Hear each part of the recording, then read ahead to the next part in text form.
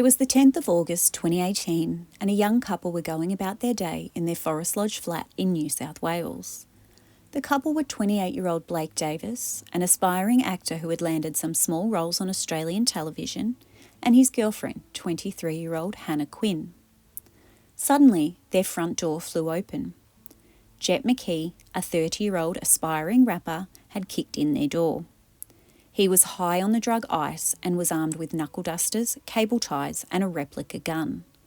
Concealing his identity with a balaclava, he yelled at the couple in the flat, "Give me all your effing money or I'll kill you."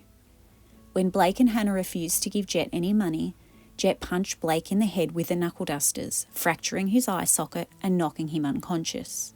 He then grabbed Hannah's handbag and ran from the home. Instead of tending to Blake, who was bleeding on the floor, or calling the police, Hannah's instinct was to give chase and retrieve her bag. Hannah chased Jett 160 metres down the road and grappled with him, causing him to fall over. At this point, Blake had woken up and realised that Hannah was not there. He grabbed his imitation samurai sword for protection and ran after them in fear of his girlfriend's life. He saw Jett on the ground, allegedly pointing the fake gun at Hannah and saying, "I'm going to kill you. I know where your family live." It was then that Blake struck Jett once in the head with the sword, cracking his skull with a single blow. Bleeding profusely, Jett got up and attempted to get away. Hannah was terrified that he was going to come after them, so she turned to Blake and said, "Run." While Jett only made it another 80 metres down the road before he fell and died due to his injuries, the couple ran back to their flat. This is where the story takes an interesting turn.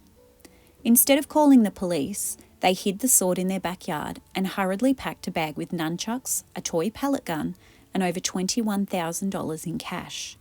Blake and Hannah spent days on the run, checking in and out of several hotels, stating that they were scared for their lives and their families' lives. On the third day, they were in a taxi when they heard a news story on the radio, stating that Jett McKee had died from his injuries, and they decided to hand themselves into police. Fast forward to 2020, and the case drew significant media attention, sparking debates on social media and among legal experts about the boundaries of self-defence and the moral dilemmas faced in life-threatening situations. But all was not as innocent as it first appeared. Hannah admitted to the court that she was a heavy user of cannabis at the time of the incident and she had a large amount of cannabis in her home, but she did not see herself as a drug dealer. She was simply buying larger amounts so she was able to share it cheaply between her friends. She also admitted to having a large amount of money in her home, but denied that it was the proceeds of dealing drugs, saying simply that it was her savings. And Hannah actually had a brief history with Jett. She had bought cannabis from Jett's friend on several occasions in the past, and one of these times, Jett McKee had attended her home to make the transaction and saw that she had large amounts of money. So this was not a random attack. It was, in fact, a man with toxic to lethal amounts of the drug ice in his system, robbing who he thought was a drug dealer with large amounts of cash after he had lost all of his money due to gambling. This was not Jett's first home invasion either. He participated in a previous robbery several weeks prior, attacking someone with a crowbar. He and his drug-dealing friend had staked Blake and Hannah's home out for 2 days, planning how they would commit the attack. Hannah and Blake claimed that they had ran, not to evade police, but because they were in fear of their lives with the threats that Jett had made against them and their families. They did not even know that he had died until they heard a news report on the taxi radio, which was when they made the decision to turn themselves in. And the bag full of weapons? Blake claimed that it was his prop bag for acting, and the fact that he took this with them proved how confused and scared that they were at the time.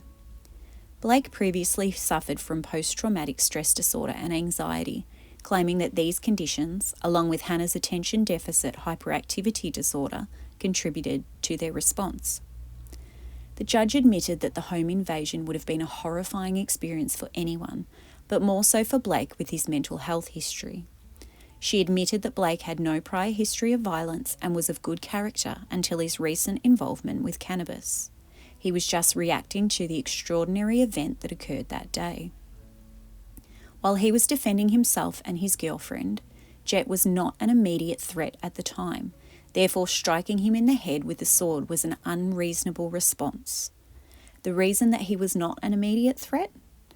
Witnesses saw the attack from a distance and said that Jett did not, in fact, have the gun pointed at Hannah at the time of the blow, which is what Blake and Hannah had claimed.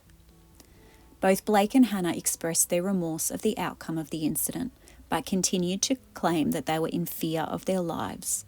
They both admitted that their lives will never be the same, and Blake said that he had died emotionally the day of the botched home invasion.